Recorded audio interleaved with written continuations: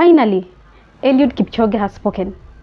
And for a moment, I want you to pause, step away from the noise, the headlines, the forwards, the tweets, and just sit with that.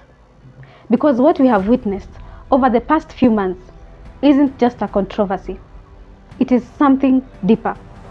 It is how quickly we can turn on our own. How easily admiration can turn into suspicion. And how sometimes we forget the weight of the words that we throw around. Let's talk about this honestly, calmly, and from a human place.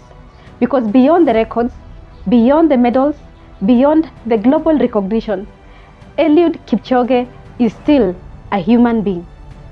And lately, he has been forced to defend himself against something that no one should ever have to answer for. Now, when Eliud Kipchoge finally spoke on that engaged conversation about this matter, he didn't come out angry. He didn't come out defensive. He came out honest. He actually started from a very simple moment. He said that he was at home training when someone at the gate casually mentioned that Kelvin Kiptum had died. At first, it didn't even sink in. It sounded unreal. But when he checked his phone and confirmed it, that is when it hit him. And before he could even fully process that loss, he said that he went on social media and what he saw there completely shocked him. That is where everything changed. He described that moment very, very clearly. He said that when he saw people linking him to Kiptum's death, he went down. He was on his knees, literally, thinking about that. Not angry, not defensive, but broken. He even questioned it himself. How does someone who has spent over 20 years building a career in athletics suddenly become the subject of such accusations? It didn't make sense to him at all. And that confusion quickly turned into something heavier. He admitted that at some point he sank. Those were his words. He described that period as one of the lowest moments he has ever experienced, not just in his career, but his life. Now here is where it gets even more real. And this is the part many people missed. He said that this situation didn't just stay online. It entered his home. He spoke about actual threats, not just comments. He said that his family has had to change how they live completely. His children who used to freely ride motorcycles to school had to stop. His wife had to take them to school herself because it was no longer safe for them. Just pause there for a second. That's not social media anymore. That is real life being disrupted. He also talked about how people around him started behaving differently. The atmosphere changed. There was fear, there was distance, and there was even silence from people he expected would stand with him. And this is where his words cut deep. He said, despite having millions of followers across the world, very few people actually called him. Very few people showed up. Let that sink in. In a moment where he was being accused of something so serious, support was minimal. I want you to listen to this part very carefully. One day, I went to training in the morning. We were three. When I arrived at our gate, our boy who always in our gate approached me and told me, Kelvin Kiptum has died through accident, and his coach. Social media was everywhere that Eliud killed Kiptum through road accident. And I was really down. I was threatened. My family was threatened. We even changed. My boys used to bike to school. We change, and my wife started actually to drop them to school because of a lot of threatening actually around, the estate and the whole community. A lot happened. Now that you've had that, let's be honest with ourselves. This is no longer just about rumors. This is about impact.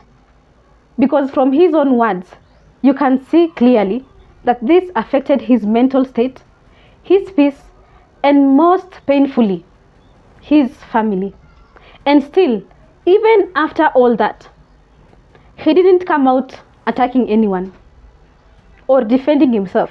Instead, he said something very simple but very powerful. He said that truth takes time, not minutes, not hours.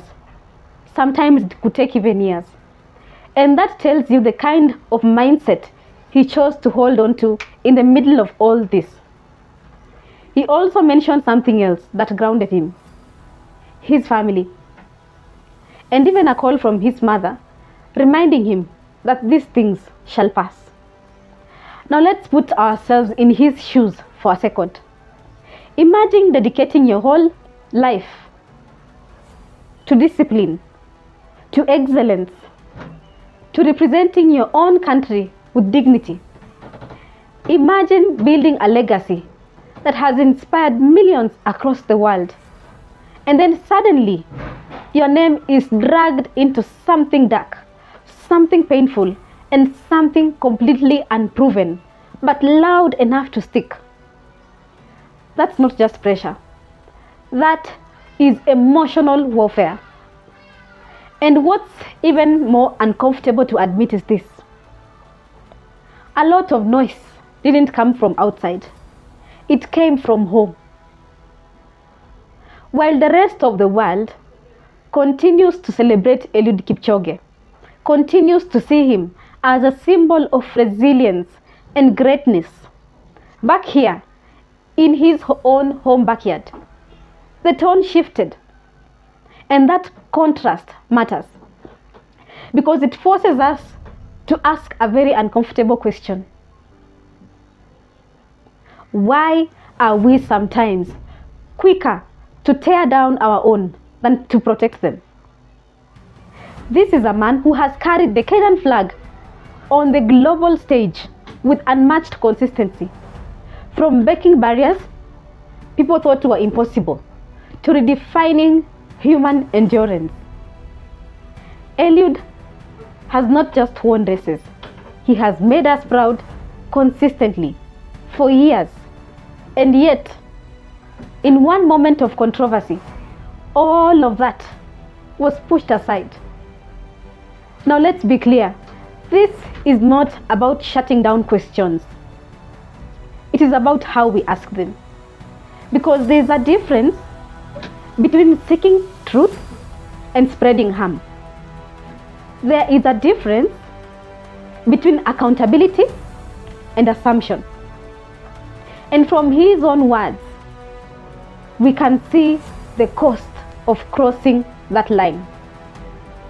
Because even if someone stands strong publicly, privately, there is always an impact.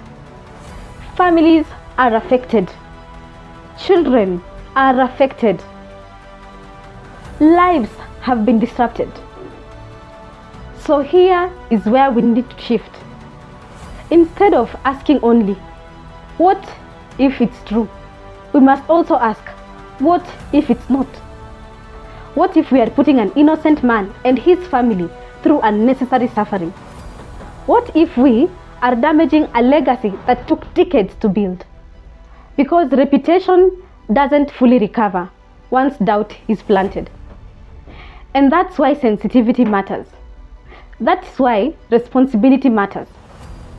And that's why in moments like this, we have to be better. And as for Eliud, this is a storm. But storms don't last forever. From everything he has said, you can tell he's choosing patience. He's choosing truth. He is choosing to endure. So to him, You've carried this country with dignity. You've inspired millions across the globe. And even in this moment, your response has reminded us what composure looks like under pressure. We stand with you. And to all of us, let us always choose empathy over outrage. Let us always choose the truth over speculation. Let us choose to think before we speak. Because in the end, this moment is not just testing Eliud Kipchoge. It is testing us. And the real question is, will we pass? My name is Doreen Cherotich.